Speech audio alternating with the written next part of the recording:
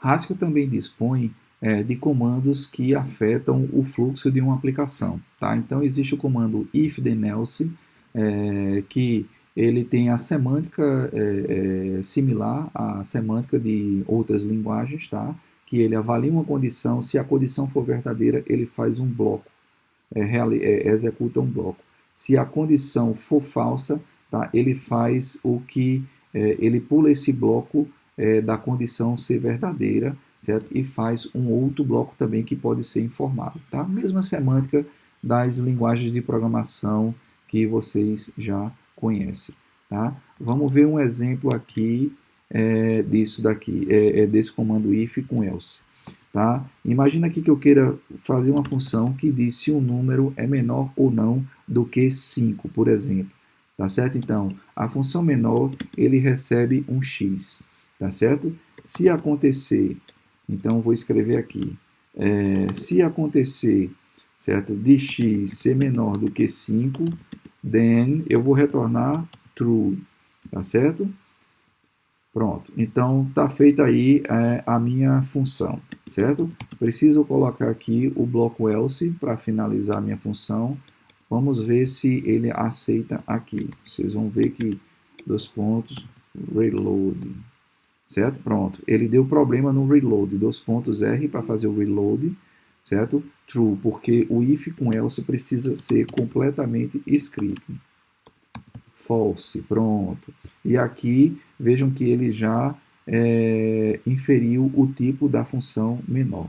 Vamos fazer o reload desse arquivo, certo? Foi corretamente compilado e carregado, tá certo? Vamos testar, vamos ver o tipo da função menor, que vai dar exatamente o tipo que foi inferido, tá? E vamos executar aqui a função menor, certo? 3. 3 é um número menor do que 5, então ele vai me retornar true.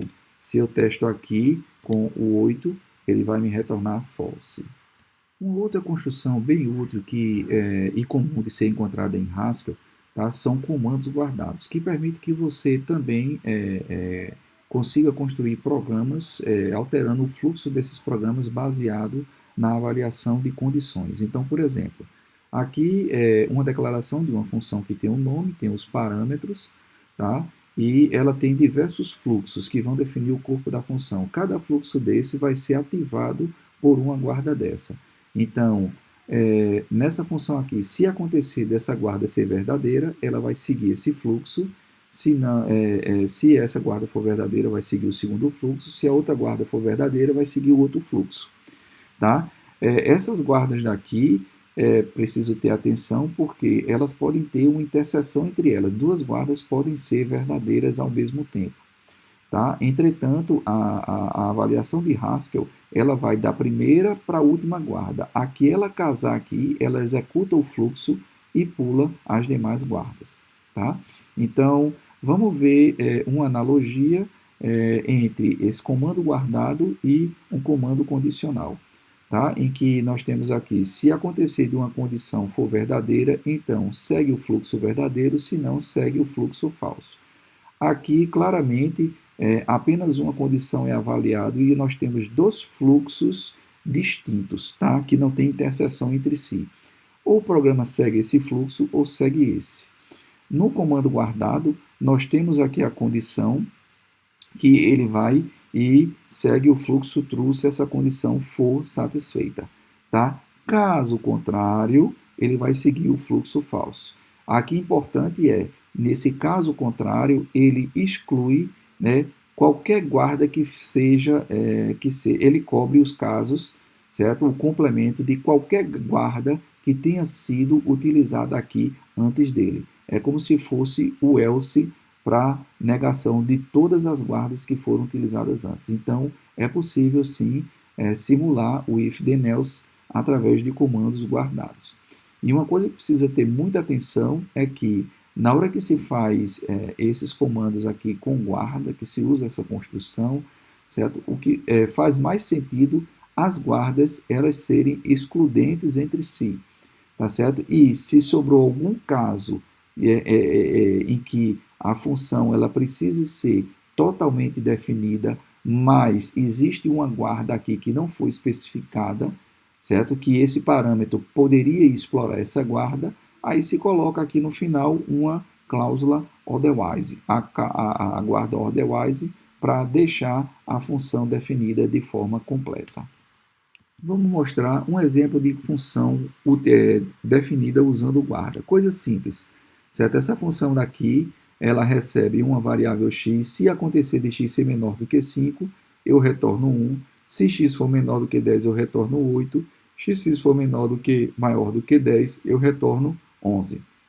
E aqui vamos fazer uso dessa função daqui. Então, por exemplo, aqui eu vou chamar aqui a função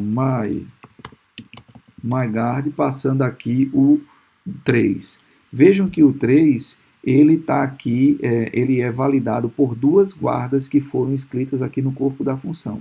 Tá? Entretanto, qual seria aqui a função vai retornar? A função tem que ser determinística. E o critério dela é sempre indo da primeira para a última guarda. Então, nesse caso daqui, ele vai retornar aqui o 1. Ok?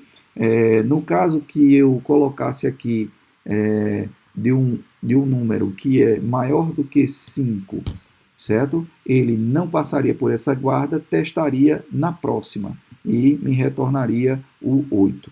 E no caso que eu passe um número que falsifique essa guarda, e aqui nós temos aqui a validade da guarda seguinte, certo? Por exemplo, se eu digitasse aqui 15, myGuard 15, ele iria passar por essa guarda, ver que foi falso, por essa, ver que foi falso, por essa, ver que foi verdadeiro e me retornaria 11.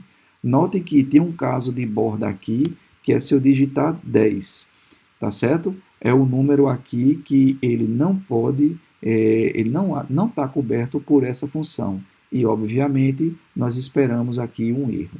Para evitar esse tipo de erro, nós precisaríamos colocar aqui um otherwise para cobrir todos os casos que ele vai retornar aí o 10, tá certo? Ou então poderia retornar aí o 100, vamos supor, tá? Deixa eu fazer o reload aqui, tá certo? E agora a minha função está definida para esse valor 10, porque ela está coberta por essa guarda otherwise aqui, que me retornou 100.